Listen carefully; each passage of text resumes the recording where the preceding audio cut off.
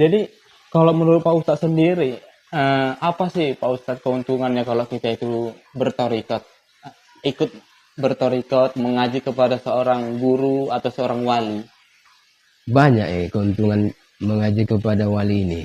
Karena dalam Quran surah Al-An'am itu fas'alu ahla dzikri in kuntum la ta'lamun.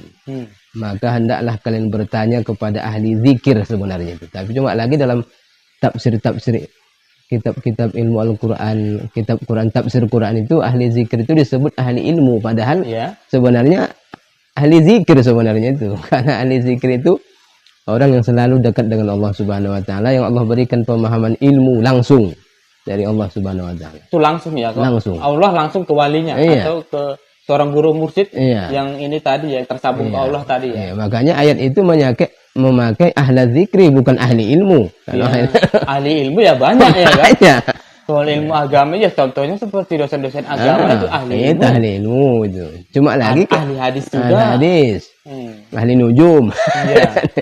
Ini ayat itu menyuruh ahli zikri, ahli zikri.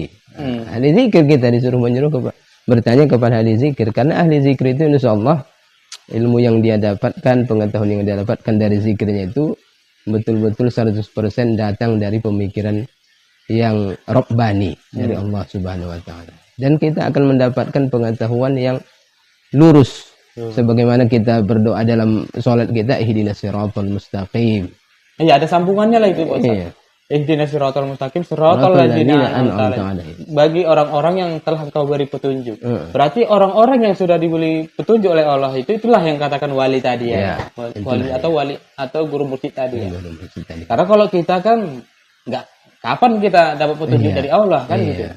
Berarti wali Allah ini yang setelah dia mendapat petunjuk dari Allah baru disebarkanlah ke umat manusia yang mau mengikutinya begitu ya. Jadi betul nggak itu Pak Ustadz kalau seorang wali Allah ini nanti bisa mempertanggungjawabkan kita untuk menghadap ke Nabi Muhammad bahkan sampai ke Tuhan? Iya. Ayatnya sudah jelas ayatnya itu. Surah Al-Fajr. Surah Al-Fajr ayat-ayat terakhir itu kan begitu. Ya ayat Tuhan nafsul mutmainnah, hai jiwa-jiwa yang tenang. Itu sebenarnya ayat yang selalu dibaca orang awam sebetulnya. Tapi banyak dari antara kita tak paham. Ya Tuhan nafsul mutmainnah, hai jiwa-jiwa yang tenang. Irji'i ila rabbika radiyatan mardiyah. Pulanglah kalian kepada Tuhan kalian. Bukan pulanglah kalian kepadaku kata Allah, begitu ya. Tuhan pada Tuhan kalian. Tuhan kalian katanya. Kan aneh.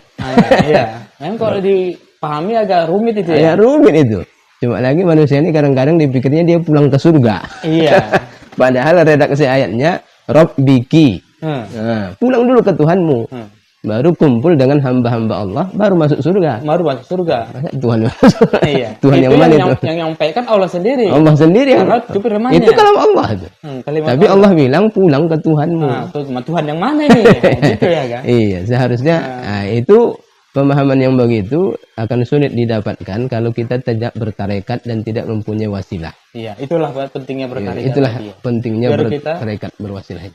Iya, lebih mudah memahami ayat-ayat, memahami hadis-hadis gitu ya. Iya. Karena mursyid-mursyid wali-wali Allah ini seperti Al-Quran yang berjalan itu. Jadi kalau kita membaca Al-Quran, sulit kita memahaminya karena kita membaca sendiri. Tapi kalau Al-Qurannya langsung yang ngomong, Al-Quran yang berjalan itu yang ngomong, wah enak kali. Karena dia udah langsung menjelaskan.